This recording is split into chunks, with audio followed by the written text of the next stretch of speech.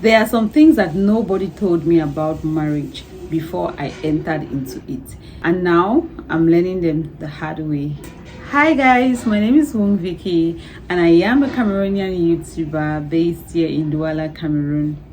So let's get into the gist of today. Today we are talking about marriage. Next month, which is going to be April, on the 15th of April exactly, my marriage will be clocking 3 years. So it's been 3 years since I got married, and I have learned and unlearned in this institution. Yes, it is an institution, and this institution we learn every day. Learning never ends in this institution. So if you want to know some of the things that marriage has taught me in these 3 years of me being in it, then keep watching. The first on the list that I will tell you is that love is not enough. Yes, you see the butterfly you're feeling in your tummy all the time towards that man, that woman in your dating phase. You will come to realize that in marriage, it is not enough. It is not enough. You will need more than love to keep that marriage going. You will need to have your own inner peace to keep the marriage going. You will need to be tolerant. You will need to be patient. You will need to be forgiving. You will need to be blind towards certain things to keep your marriage going. And most of all, you will need to communicate every now and then to keep your marriage going. So love is not enough. That is something nobody told me. I thought it was just going to be lovey-doggy every now and then, but no, my darling. The second thing that marriage has taught me in these 3 years is that you have to change your priorities. Your priorities in life will change. If you were ever single, or if you're single, I remember when I was single, as a single girl, I had my life all figured out. I knew what I was going to do next and how I was going to do it, because you are alone. Believe me, with marriage, those priorities would change.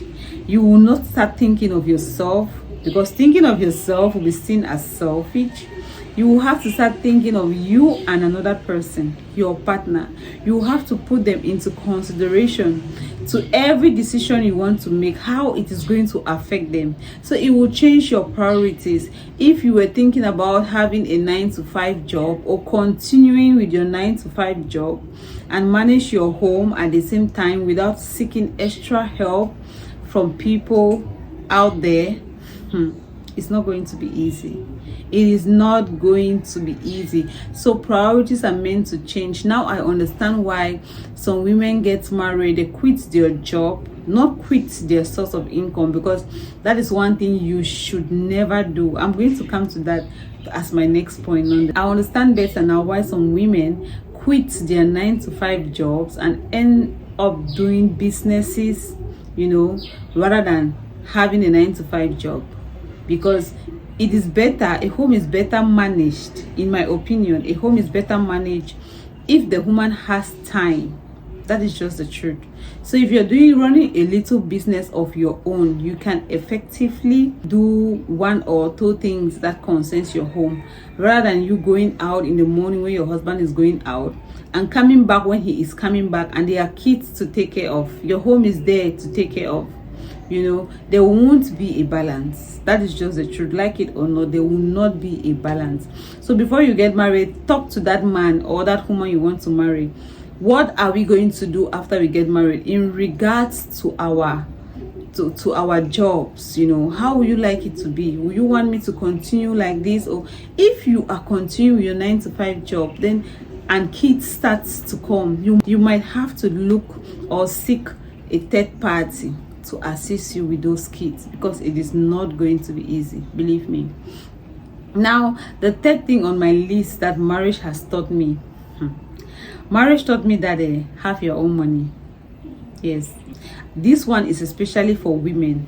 Have your own money. When I say have your own money, like have something doing, no matter how small it is, that gives you a franc on a daily, because you will not want to depend on that man for everything. There are days when he will not have. what are you going to do? You just tend to be a bitter person. You tend to be someone filled with so much anger because you feel like marrying this man was going to solve all your problems and all of that financially. If you're stepping into marriage, have your own money, no matter how little. Because sometimes, right, that man you're married to will not always have. And you as a woman, you need to support your husband. You need to. So in all you do, do not be in a marriage, especially as a woman, without having your own source of income. It must not measure up to what your husband has, but at least have something going on for you. The fourth thing, which is not the least, is that marriage will bring out the flaws of your partner to be more glaring, to be more clear to you. You see, when you are in a relationship with someone or you're in the dating phase, you want to talk to them all the time. They make you feel happy, that all of that. And you feel like, oh, they are the perfect human being for you. Oh, she's the perfect human being for me. Oh, he is the perfect human being for me. When you start staying with those people under the union of marriage, you will come to realize that there are some things about a human being that you despise so much. Yes, that you really, really despise them. The bad characters of them will show. It will show, because where do they want to hide it? They are there already with you. The characters will show. You will see things that your partner will do, and you look and be like, you will look at them and be like, wow, is this really you? Is this really what I signed up for? So marriage will bring out the flaws of your partner more glaring. So you guys should have a common ground. Have a common ground where you can talk about those things that you really don't like. Like someone like me, I always ask my husband, what is that thing that you don't like when I do them? And we talk about it. If there's a way to amend, we amend and try to be better. We should always strive to be better in our marriage. But believe me, there are some attitude that you just have to manage. You just have to accept them for who they are and then deal with it that way. And the last thing I want to say is that marriage requires a lot of effort to work. You see, there is no perfect home. You see those marriages that are so beautiful on the outside and maybe even in the inside. Those people don't just sleep and wake up to a beautiful marriage. You see a man and a woman, you'll be like, oh, I admire this man so much, and the wife, I really want to have such a marriage. My dear, those people have put in a lot of work. If you are giving up already in putting in effort for your marriage to work, then you are automatically giving up on your marriage, because it requires constant effort to make it work, both on the part of the man and on the part of the woman. But if you are in a marriage that only you, the woman, is making efforts for it to work, run. Oh. Yes, pick your shoes, dust it, and run. Because the effort should not be from one person, it should be from both people. It requires a lot of effort. I used to hear people say that you don't do campaign when you have won an election. That's to say, you don't make effort in your marriage to work, when you have already gotten married to that person in question. You do that campaign. In the case of marriage, right, you will do that campaign. You will do and redo and redo and redo the campaign. Habits that you have to drop, you drop. The ones that you have to pick up, you pick up. You will learn and unlearn. Like I said at the beginning of this video, it's an institution that will learn and unlearn. I'm going to end this video now.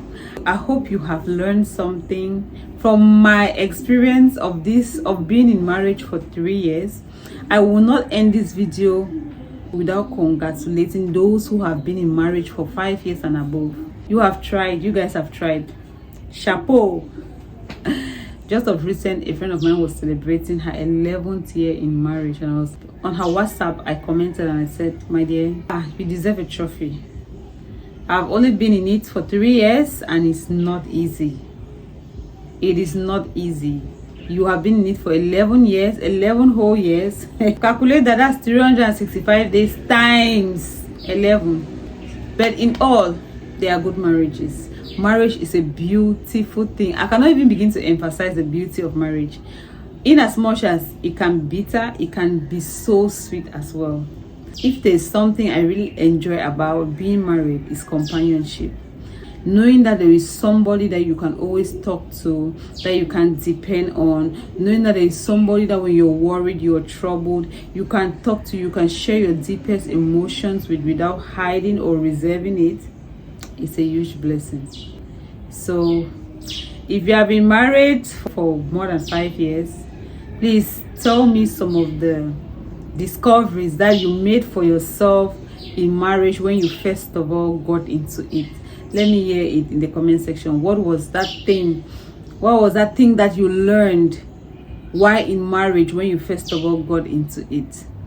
Okay, until next time, I remain your girl Wong Vicky. Bye.